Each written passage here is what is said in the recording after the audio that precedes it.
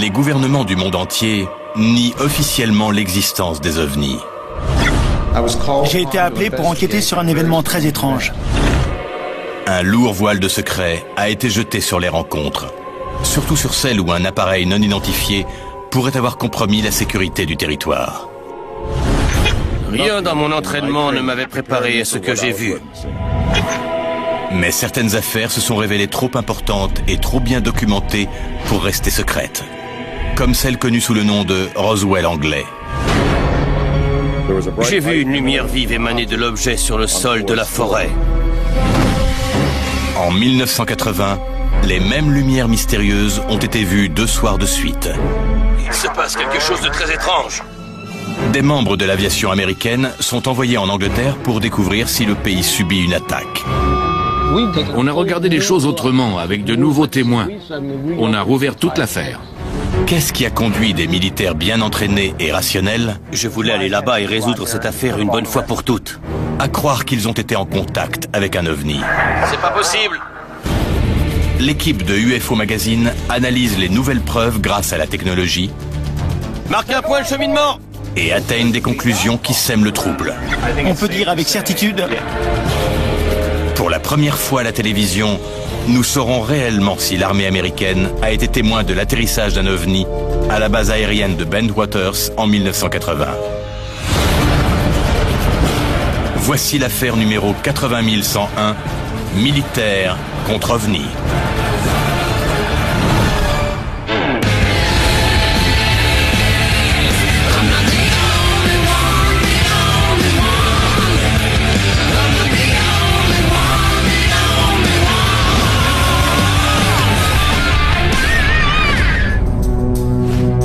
Nous avons plusieurs témoins qui ont vu un objet se poser dans un endroit appelé Rendlesham Forest. C'est pas génial, ça? Bill et Pat reviennent de la conférence du National Press Club sur la dissimulation à Washington. L'un des cas d'observation s'est détaché des autres car de nombreux militaires en ont été témoins.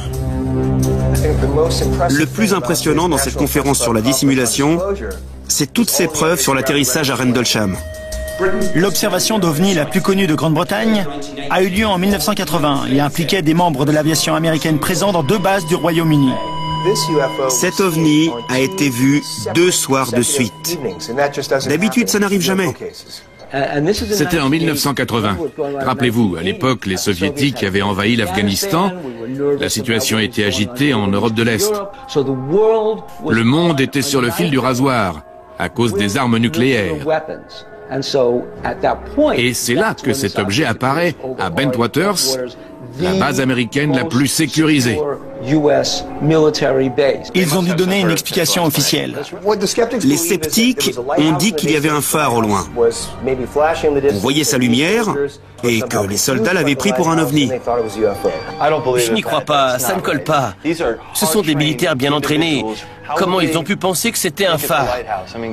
C'est pas possible. Je suis d'accord, Jeff, mais c'est ce que disent les experts depuis 27 ans. Ça me paraît une théorie intéressante. On pourrait la modéliser et faire nos propres expériences. On prend les coordonnées GPS des lieux d'observation et du phare, des cartes topographiques. On peut faire un modèle pour voir si leur hypothèse tient la route. Ça va être énorme. Soit on prouve que ça aurait pu être le phare, soit on prouve que non. Dans tous les cas, ce sera une preuve phénoménale pour ou contre leur théorie.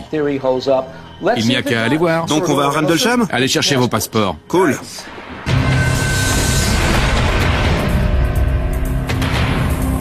L'équipe se rend à la base de Bentwaters, une base américaine située en Angleterre, à environ 135 km au nord-est de Londres, en bordure de la forêt de Rendlesham. Nick, parle-nous de ce célèbre incident qui a eu lieu à Rendlesham. Nick Pope a rejoint le ministère de la Défense en 1985. Entre 1991 et 1994, mon travail était d'enquêter sur les observations d'OVNI pour le gouvernement. Je cherchais des preuves de quelque chose qui aurait pu intéresser le département de la Défense. Le ministère de la Défense britannique a enquêté sur des cas d'OVNI depuis 1967. Mais des rencontres entre OVNI et militaires sur toute la planète remontent à des années auparavant. 1948, aux États-Unis.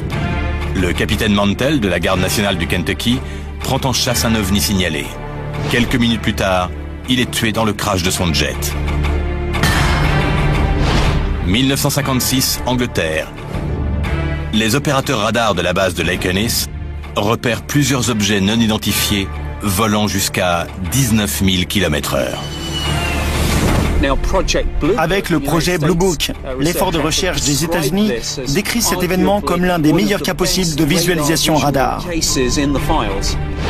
Selon le projet Blue Book, l'objet a semé un jet d'interception Venom NF3. Des pilotes ont dit avoir vu des lumières brillantes qui semblaient contrôlées par une intelligence. Il y a eu une enquête à l'époque, mais après avoir interrogé les contrôleurs aériens, les pilotes, une fois les témoignages enregistrés, le dossier a été classé comme objet inconnu. 1989, en Belgique. La base aérienne de Bercey détecte de l'activité sur ses radars. 19 policiers ont aperçu l'appareil. Un des témoins l'enregistre en vidéo. 3 puissants projecteurs lumineux apparaissent sur l'objet triangulaire. Les témoins rapportent que l'objet n'émet pas de son, à part un léger bourdonnement. 2h30 plus tard, il a disparu. 4 mois plus tard, il réapparaît. Le colonel Wilfred Brouwer de l'armée de l'air belge envoie 2 intercepteurs F-16. La station radar a été contactée plusieurs fois pour demander s'ils avaient des observations au radar. Quand les F-16 verrouillent l'appareil, ils se mettent à se déplacer de façon erratique avec une accélération de 46 G, bien plus que ne peut supporter le corps humain. L'objet disparaît. Si on analysait tous ces cas de pilotes qui voient des ovnis, qui les suivent sur leur radar d'un bout à l'autre, on aurait des preuves irréfutables de la réalité du phénomène des ovnis. On a à la fois un observateur professionnel et fiable et les enregistrements des radars pour renforcer leurs témoignages, ce qui donne des preuves incontestables. C'est facile d'assimiler les ovnis à un phénomène marginal. Mais une fois que les militaires entrent en jeu, ce n'est plus la même histoire. Pendant ces années passées au ministère de la Défense britannique, Nick Pope a enquêté sur 200 à 300 nouveaux rapports sur les ovnis par an, ce qui fait de lui l'investigateur le plus expérimenté du pays. L'une des plus importantes observations d'ovnis est l'incident de la forêt de Rendlesham, qui s'est déroulé juste ici. Sur l'échelle des cas d'ovnis, celui-ci se situe tout en haut en termes d'importance et de preuves. On a parfois appelé ce cas le Roswell anglais. 26 décembre 1980, minuit. La police militaire de la base de Woodbridge, située près de la base de Bentwaters, aperçoit une source lumineuse inconnue dans la forêt de Rendlesham. Ils croient d'abord que c'est un appareil qui est tombé. Mais plus tard, ils se rendent compte que cela pourrait bien être quelque chose d'autre. Le sergent Peniston et 2 autres sous-officiers se rendent sur place. Quand nous sommes arrivés sur le site du crash, on a vite compris que ce n'était pas un avion ou un autre appareil qui s'était écrasé. J'ai vu de la lumière émaner d'un objet sur le sol de la forêt. Peniston et son équipe approchent de l'objet à pied et, en chemin, ils prennent des notes. Un appareil de forme triangulaire, d'environ 3 mètres de long et 2 mètres de haut, est apparu. Peniston déclare que des lumières bleues et jaunes balayaient la surface de l'appareil. On a commencé à avoir des problèmes avec la radio. L'air était chargé d'électricité. On le sentait sur nos vêtements, sur notre peau et nos cheveux. Peniston affirme que la surface de l'appareil portait des symboles de 7 cm de hauteur sur 80 cm de long. Le plus grand des symboles était un triangle au milieu d'un cercle. Peniston parvient à se rapprocher de l'objet et affirme qu'il l'a touché. Ça ressemblait à de l'onyx noir, mais je n'ai rien senti en le touchant. 45 minutes plus tard, l'objet manœuvre dans la forêt et s'envole. Il s'est soulevé du sol et a filé à une vitesse incroyable. Il a disparu en un clin d'œil. Plus de 80 membres de l'armée de l'air l'ont vu décoller. Ce n'était pas un hélicoptère ? Ce n'était pas possible de poser un hélicoptère là-bas ou aucun autre appareil conventionnel. Le plus important, c'est que ce sont des gens qui travaillent sur une base aérienne et ils ont dit que ça ne ressemblait à rien de ce qu'ils connaissaient. J'ai l'impression d'être dans l'œil du cyclone des ovnis. Un sous-officier expérimenté des forces aériennes a rencontré quelque chose d'extraterrestre. Cet ovni était de forme triangulaire. Il mesurait environ 3 mètres de long et 2 mètres de haut. Jim Penniston a pu s'en approcher assez pour toucher le côté de l'appareil et il a vu des symboles étranges sur la coque. Penniston a retranscrit 6 des symboles incrustés sur l'appareil. La majorité d'entre eux sont composés de lignes droites et sont symétriques. Depuis des années, des gens ont essayé de déchiffrer cette inscription. Ils ont pensé que c'était des hiéroglyphes, des hiéroglyphes ou des pictogrammes. Il est clair qu'il y a un message que nous n'avons pas encore su déchiffrer. Certains témoins affirment que l'OVNI a laissé des preuves matérielles. Il y avait des marques dans le sol, à l'endroit où l'appareil s'était posé. On approche de la zone, on est à 8-10 mètres. C'est bizarre, c'est vraiment étrange. Qui examine les traces au sol? Dites-vous bien que c'était en plein milieu de l'hiver. Le sol était très dur. Les marques ont été laissées par quelque chose qui devait peser plusieurs tonnes. Il y avait 3 de ces marques. Des moulages en plâtre des marques ont été effectués. On a prétendu qu'en relevant leur position, elles formaient un triangle équilatéral. C'est comme si l'appareil s'était posé en s'appuyant sur un genre de train à 3 pieds. En 1980, aucun appareil connu ne comportait de train d'atterrissage qui formait un triangle équilatéral. La nuit suivante, 5 soldats menés par le colonel Charles Holt se rendent sur les lieux. Ils découvrent ce qu'ils pensent être des preuves irréfutables d'une activité anormale. L'appareil avait laissé des preuves physiques. Et ils sont témoins d'un événement alarmant. Il est revenu.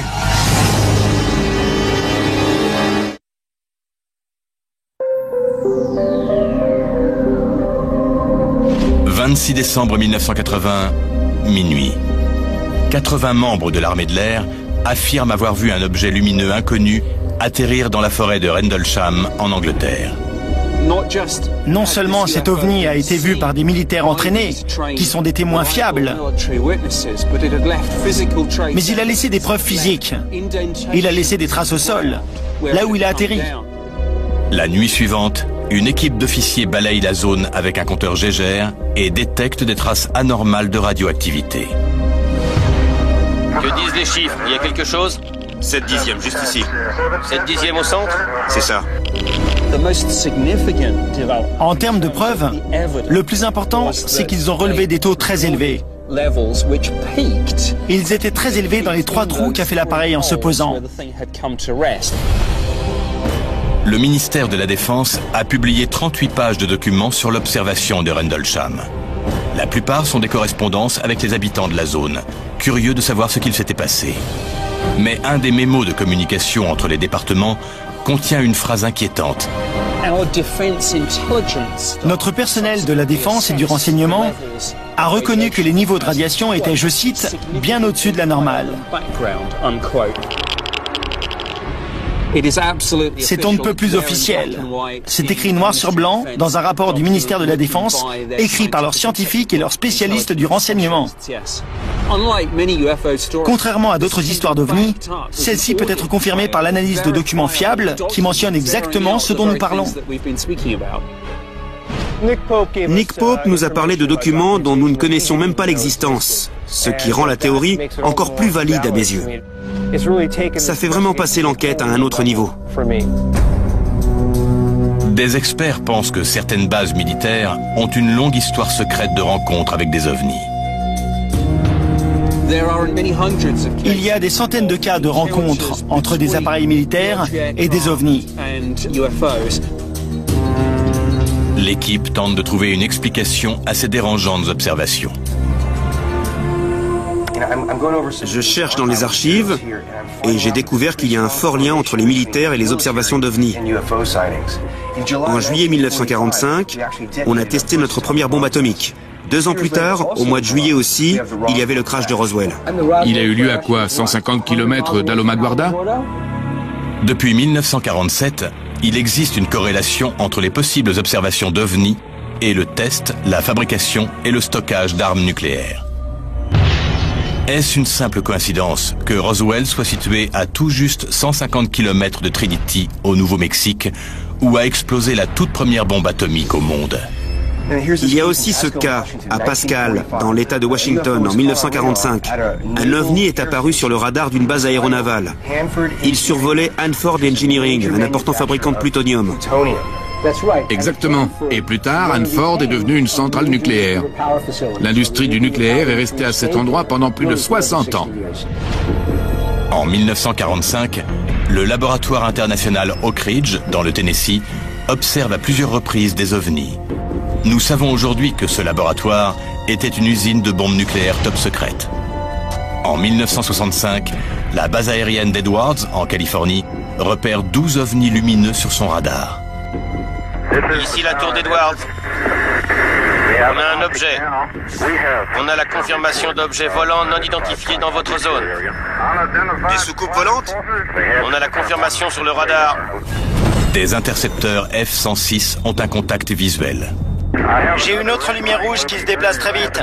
Il y a des lumières blanches et vertes qui clignotent. C'est sûrement pas un avion. Le F-106 transportait des missiles nucléaires parmi son armement. Est-il possible que la technologie nucléaire ait déclenché la visite d'un ovni? S'il y a un lien entre les ovnis et le nucléaire, qu'est-ce que tu crois qu'il est en train de se passer? Ils espionnent notre technologie, ça les intéresse? Ou peut-être qu'ils essaient d'empêcher le nucléaire?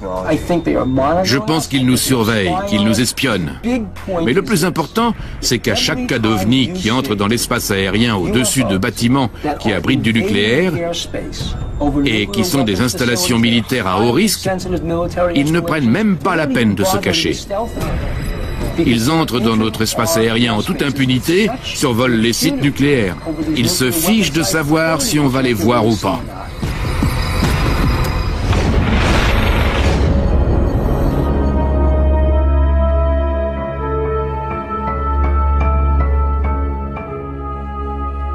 Le colonel Holt était commandant adjoint de la base lors de l'incident de Rendlesham. Il refuse d'infirmer ou de confirmer la présence d'armes nucléaires sur la base. Imaginez que c'était lui qui avait le doigt sur le bouton rouge du nucléaire, même s'il ne peut pas le dire, parce qu'on n'a pas le droit de parler des armes nucléaires américaines présentes sur le sol britannique. Une composante clé de la sécurité de la base, c'est cette tour de guet située au nord de l'allée. Elle donne sur toute la zone et le site de la forêt de Rendlesham. L'équipe rencontre Gary Hazeltine, un ancien policier militaire de l'armée de l'air, spécialisé dans la sécurité des sites nucléaires. J'ai longtemps été fasciné par le cas de la forêt de Rendlesham. Entre 1983 et 1989, j'ai servi dans la Royal Air Force comme officier de police sur 2 sites nucléaires. Et il y avait toujours une haute tour. Ce qu'il y a d'important avec ces tours, c'est qu'elles sont au-dessus de la cime des arbres et qu'elles donnent une vue à 360 degrés.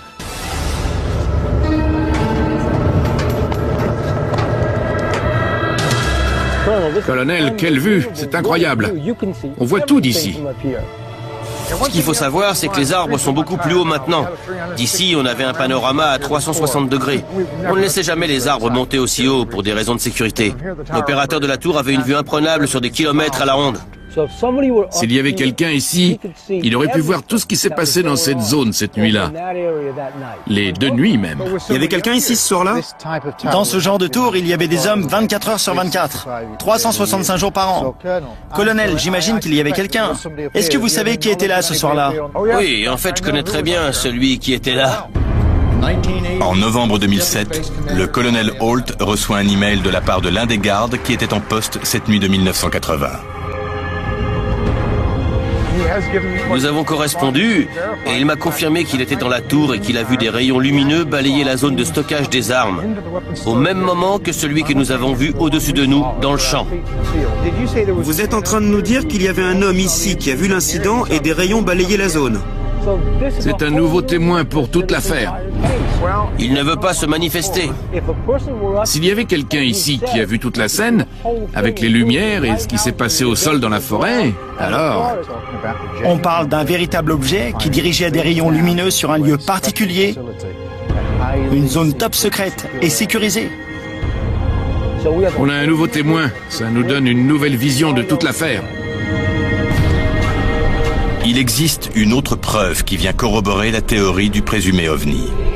La nuit suivante, le 26 décembre 1980, le colonel Charles Holt a enregistré sa rencontre sur une cassette. La bande permet de recréer son expérience minute par minute et constitue un document irréfutable dans l'histoire des OVNI. C'est de la folie! Qu'est-ce que c'est? On ne sait pas, monsieur. L'équipe retrace le parcours suivi par le colonel Holt cette nuit-là. Voici le fameux portail est de Woodbridge. C'est là que tout a commencé.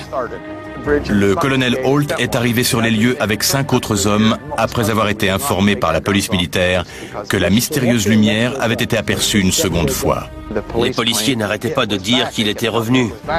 Quand vous avez entendu ce que vous ont dit ces hommes, qu'est-ce que vous en avez conclu? À quoi vous avez pensé?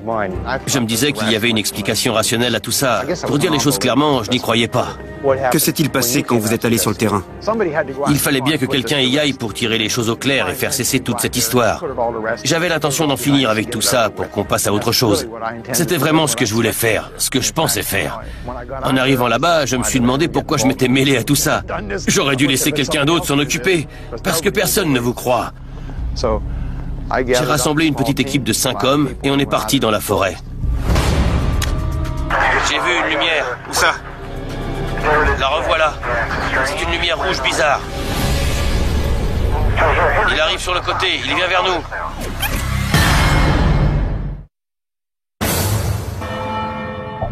Le colonel Charles Holt, un soldat américain stationné en Grande-Bretagne en 1980, raconte la nuit où il a poursuivi ce qu'il pense être un ovni. Est-ce que vous avez enregistré ou noté quoi que ce soit cette nuit-là? Oui, j'avais un petit dictaphone avec moi. Je l'allumais dès qu'il se passait quelque chose. J'ai tout enregistré sur la cassette. C'est une lumière rouge bizarre. Il se passe quelque chose d'étrange. Elle vient de bouger vers la droite.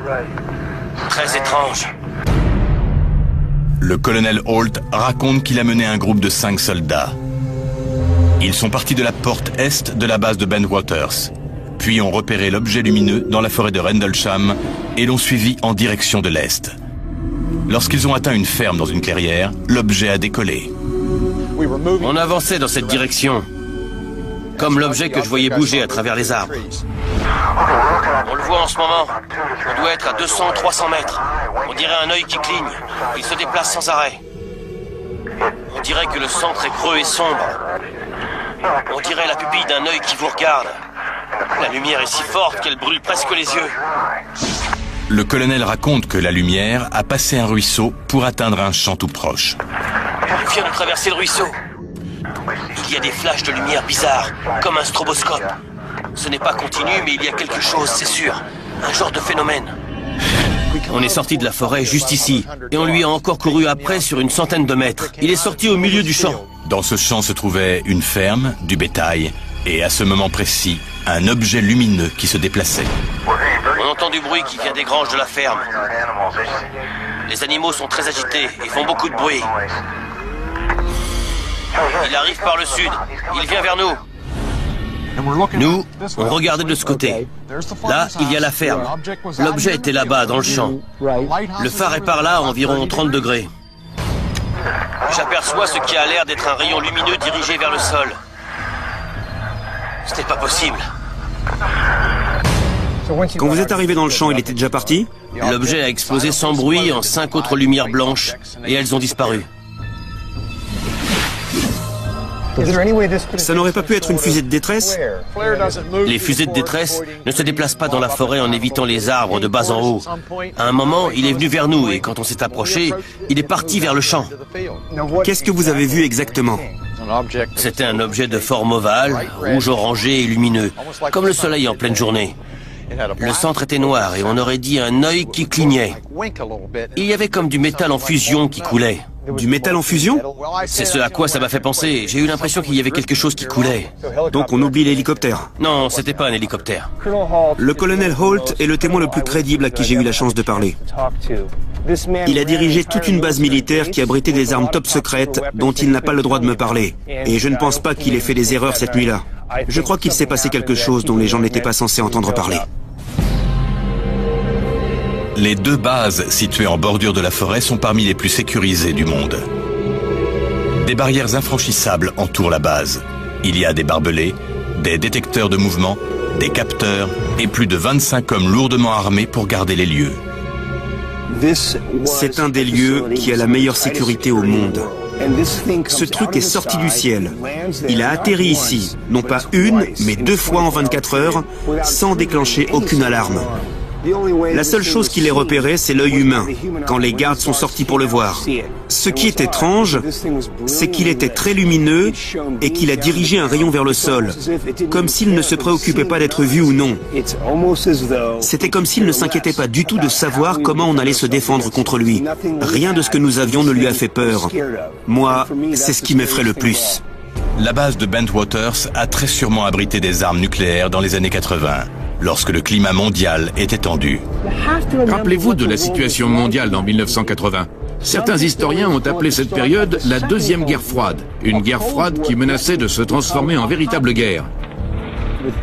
Les 2 adversaires s'observaient, chacun de son côté du rideau de fer. Ronald Reagan venait d'être élu président et formulait toutes sortes de menaces contre l'empire du mal de l'Union soviétique. Les 2 camps faisaient toutes sortes de menaces militaires. On n'était pas très rassurés. Je ne dis pas que les aliens nous espionnaient vraiment. Mais si c'était le cas, ils auraient pu penser qu'on était prêt à appuyer sur le bouton rouge. Et voilà qu'un ovni survolant une base qui abrite des armes nucléaires envoie des rayons sur les armes, sûrement pour les scanner. Ça a interféré avec les opérations de la base, avec leur radio. Ils ont envoyé une équipe de sécurité, mais l'OVNI les a conduits hors de la base. Les Américains ont eu peur, ils ont classé l'affaire, ils n'ont rien fait du tout et ont surtout évité d'en parler. Les États-Unis n'ont pas enquêté sur les ovnis depuis la fin du projet Blue Book en janvier 1970. Mais aujourd'hui, la Grande-Bretagne le fait, car les objets non identifiés peuvent représenter une menace pour la sécurité du territoire. Curieusement, le colonel Holt, de nationalité américaine, n'a jamais été interrogé ni débriefé par les autorités britanniques. Rien de tel ne s'était jamais produit auparavant. Toutes les autres observations d'OVNI n'étaient que des lumières dans le ciel. Les Américains espéraient que les Britanniques s'en occuperaient. Et les Britanniques pensaient que c'était un problème américain. Et qu'avec un peu de chance, personne n'en parlerait. Et tout serait oublié. Les autorités britanniques et américaines conseillent au colonel Holt d'envoyer un mémo au ministère de la Défense britannique à propos de ce qui s'est passé dans la forêt. Mais 2 jours avant que le colonel ne fasse partir son mémo, un autre événement inexplicable se produit. Un événement qui laisse Vincent Surkettle, forestier et habitant de la zone, perplexe et troublé. J'habitais dans un cottage, juste là. J'étais sorti couper du bois. Surkettle vivait et travaillait dans la forêt de Rendlesham au moment des faits. Entre Noël et le Nouvel An, une voiture est venue. 2 jeunes hommes anglais en costume en sont sortis. Ils devaient avoir 25 ans. Ils sont venus me parler et ils m'ont dit « Nous avons entendu dire qu'on avait vu des lumières rouges dans la forêt. » Qui étaient ces hommes mystérieux et comment avaient-ils entendu parler de l'OVNI avant même que le colonel Holt n'envoie son mémo? J'ai bien l'impression que Vincent a reçu une visite. L'équipe découvre des réponses inquiétantes. Quelques jours après l'incident de l'OVNI, 2 hommes étranges viennent interroger les résidents de la forêt de Rendlesham. Personne ne sait qui ils sont ni ce qu'ils cherchent. Une voiture est venue, 2 jeunes hommes anglais en costume en sont sortis. Ils devaient avoir 25 ans. Ils sont venus me parler et ils m'ont dit « Nous avons entendu dire qu'on avait vu des lumières rouges dans la forêt. Étiez-vous dehors hier soir ?» J'ai dit non. Ils m'ont demandé si j'avais vu quelque chose, si je connaissais quelqu'un qui avait vu quelque chose. J'ai dit non. Ils ont stoppé net la conversation et ils sont partis. Je trouve ça génial, cette nouvelle info sur Vincent Surkettle qui reçoit la visite d'un genre de Men in Black. Il a dit que 2 Anglais en costume noir, dans une voiture noire, étaient venus le voir. Ça fait très cliché, mais j'ai bien l'impression qu'il a reçu la visite de Men in Black. Les chercheurs d'OVNI parlent de la rencontre de Vincent Surkettle comme un scénario classique de Men in Black. Après une observation d'OVNI, il n'est pas rare que 2 hommes rendent visite aux témoins pour leur poser des questions sur ce qu'ils ont vu. 2 jeunes Anglais m'ont posé des questions et j'ai découvert plus tard qu'ils avaient interrogé tous les habitants de la zone pour savoir si on était dehors ce soir-là et si nous avions vu quelque chose. Vous pensez que c'était des journalistes, des militaires? Si c'était des journalistes, ils n'ont jamais publié leur histoire. Ce qui m'étonne le plus, c'est que le colonel Holt n'avait pas encore envoyé sa lettre. Cette lettre qui devait tout révéler aux Britanniques. Il ne l'avait pas encore écrite. On enquête sur ce cas depuis des décennies et c'est la première fois que j'entends parler de ces Men in Black. C'est une énorme pièce du puzzle, cette histoire. Il faut que j'aille en parler au colonel Holt. Il pourra peut-être m'en dire un peu plus. Vincent m'a dit qu'il avait reçu la visite de 2 jeunes hommes en costume noir qui lui avaient posé des questions sur l'incident. Comment aurait-il pu être au courant, puisque votre mémo n'avait pas encore été envoyé? Je ne sais pas qui c'était. Ce qui est sûr, c'est que ça s'est fait en douce. Je sais que les gars de l'Air Force ont été interrogés dans des circonstances très mystérieuses par des gens qu'ils ne connaissaient pas. Certains d'entre eux étaient britanniques.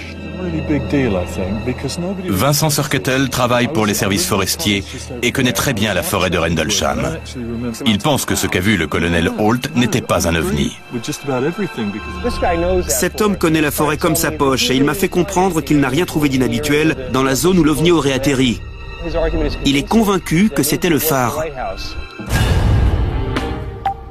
À 10 km du lieu de l'observation se trouve le phare d'Orford Ness. Les sceptiques affirment que c'est son rayon lumineux d'une puissance de 3000 watts que les soldats ont pris pour un ovni. On dirait un œil qui vous regarde, qui cligne. La lumière est si forte qu'elle vous brûle presque les yeux. Si on croit que ce n'est pas le phare qu'ils ont vu, on croit qu'ils ont vu un ovni dont la lumière flashait au même rythme que celle du phare. Pourtant, sur la cassette du colonel, on n'en entend pas parler du tout. Vincent a dit également que l'intervalle entre chaque flash du phare est de 5 secondes, ce qui semble coïncider avec les enregistrements que vous avez faits sur la cassette. Ce ne serait qu'une coïncidence? Je vais vous montrer quelque chose. J'ai le dictaphone avec moi. Il est tout petit. Les cassettes durent 20 minutes. Et je n'aurais jamais pu enregistrer tout ce qui s'est passé. J'ai dû l'arrêter une centaine de fois. C'est très facile. Il y a juste à pousser ce bouton. J'ai fait ça tout le temps parce que je voulais avoir assez de bandes. Le voilà. Je le vois aussi. Qu'est-ce que c'est? On ne sait pas, monsieur. C'est une étrange petite lumière rouge. Elle est environ à 500 mètres, peut-être un peu plus loin. 6 semaines plus tard, Vincent Surkettle inspecte les marques laissées au sol par le supposé ovni.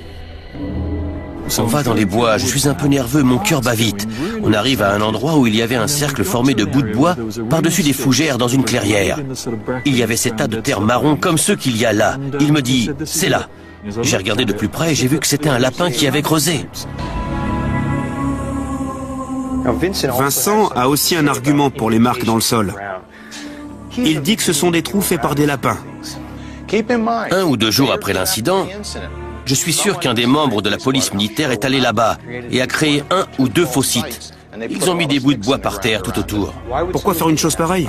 Pour créer une fausse piste, peut-être. Peut-être que Vincent n'a pas vu le bon endroit. Je ne sais pas ce qu'il a vu, mais il a dit qu'il y était allé 6 semaines plus tard. Pourquoi la théorie de quelqu'un comme Vincent, qui n'était pas présent le jour même, inspire autant de confiance? Ce n'est pas rare que les programmes noirs, comme je les appelle, utilisent la désinformation. C'est un outil très efficace et une très bonne manière de discréditer un récit. Plusieurs jours avant que le rapport sur Bentwaters ne parvienne à l'armée de l'air américaine, les services secrets britanniques débarquent et interrogent les gens. Qu'est-ce qu'ils faisaient là? Le gouvernement britannique devait savoir d'une façon ou d'une autre ce qui se passait et ce qu'il devait faire pour camoufler toute cette histoire. Au début, je me suis dit que c'était peut-être le phare, mais maintenant, je commence à croire que le colonel a vécu une expérience énorme.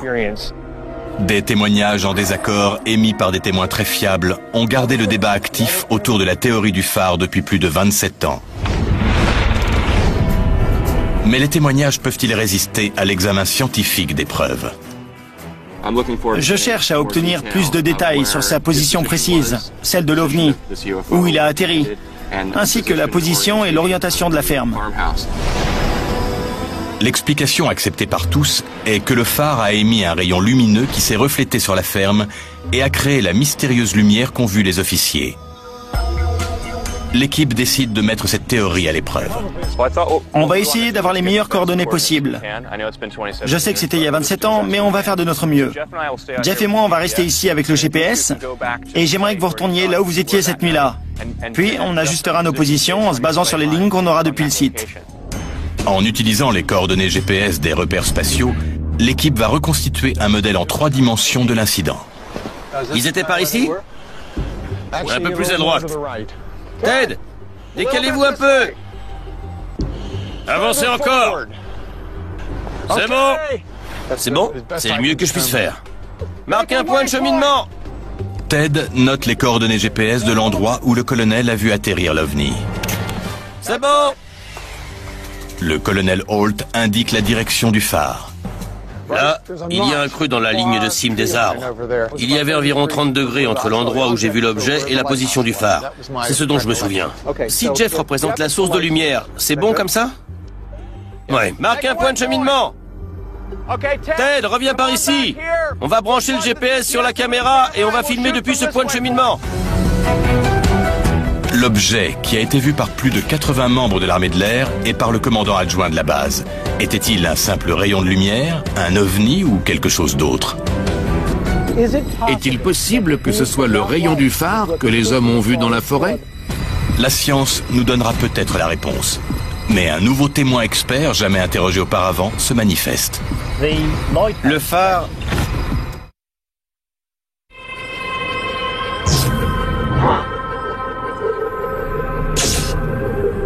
John Tyndall, créateur d'expériences, a construit un modèle de la forêt de Rendlesham pour comprendre ce qu'ont pu voir les militaires. Était-ce un ovni ou un simple rayon de lumière? Rappelez-vous, on est allé dans la forêt de Rendlesham et on a pris des photos et les coordonnées GPS. Voici la vue depuis l'endroit où se tenait le colonel Holt cette nuit-là. Avec tous ces éléments, on a pu recréer à échelle réduite tout ce qui s'est passé. On essaie d'infirmer ou de confirmer 2 hypothèses. Numéro 1, est-ce qu'un phare à 10 km de distance peut avoir un effet sur la façade de la ferme? Numéro 2, est-ce qu'un ovni peut avoir un effet sur la façade du même bâtiment? Le colonel a dit qu'il avait vu des reflets qui venaient des fenêtres.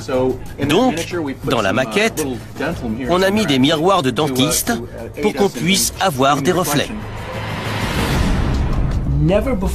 Personne n'a jamais déterminé géométriquement les angles de vue précis entre le phare, la ferme, la clairière et la forêt. Où était l'angle de vue du colonel? Juste là. Il se tenait là. On a mis en place cette ligne de vision pour avoir l'angle exact vers le phare ou les fenêtres de la maison. Je le vois. Jeff, apporte la baguette magique OVNI. On va pouvoir faire les approximations. Jeff a mis la lumière là où le colonel a dit qu'il avait vu atterrir l'OVNI. Je vois le reflet dans la fenêtre depuis ce point de vue. Par contre, la lumière du phare est complètement séparée. Elle ne se reflète pas dans la fenêtre. Le phare ne se reflète pas du tout depuis cette ligne de vision. On voit la lumière directement, mais pas sans reflet. Je ne comprends même pas ce que vient faire le phare là-dedans. Bien vu. Le phare est presque au-dessus de l'horizon. Et ça me paraît bizarre que des soldats expérimentés s'affolent à cause d'un phare à des kilomètres de là. Alors voilà, c'est une étrange lumière rouge. Il y a quelque chose, c'est sûr. Un genre de phénomène. La deuxième expérience va nous permettre de déterminer où aurait dû être la source lumineuse pour qu'elle se reflète dans les fenêtres et que le colonel la voie. Dans la fenêtre, je vois un reflet de ce qui est censé être l'OVNI. Donc une lumière vive générée par l'OVNI à cette position donnerait l'impression que la maison était en feu derrière la fenêtre. On dirait la pupille d'un œil qui vous regarde. La lumière est si forte qu'elle fait mal aux yeux. On peut dire sans se tromper que s'il y a une lumière vive à la position que nous a indiqué le colonel Holt, l'angle de réflexion sur les fenêtres de la maison est optimal et on obtient un reflet très lumineux depuis le point d'observation. Je crois qu'on vient d'exclure l'hypothèse que le phare d'Orford Ness puisse être la source lumineuse que Charles Holt a vue cette nuit-là. Un ovni ou pas un ovni, qui sait ce que c'était?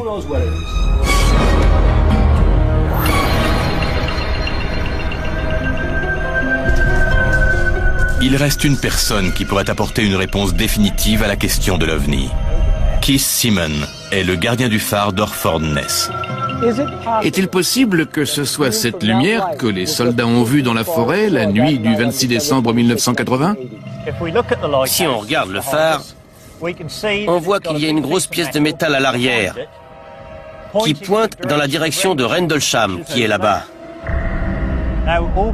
Même si l'intensité de la lumière était plus forte en 1980 que maintenant, on n'aurait pas pu voir le faisceau directement à travers les arbres. Tout ce qu'on aurait pu voir par une nuit claire, c'est la lumière qui balaye le ciel toutes les 5 secondes. Donc vous dites que ce cache, cette pièce de métal qui bloque la lumière, était déjà là en 1980. Elle a toujours été là. Donc il n'y a jamais eu aucun moment dans l'histoire du phare où la lumière aurait pu traverser directement la forêt. Non. Je crois qu'on a découvert une nouvelle pièce du puzzle. Selon Keith Simon, le gardien du phare, il y avait une grosse pièce de métal sur l'arrière du phare pour qu'il n'éclaire pas vers la terre mais vers la mer. C'est une nouvelle information très précieuse dont personne ne s'était jamais préoccupé. Heureusement qu'on est venu la chercher nous-mêmes.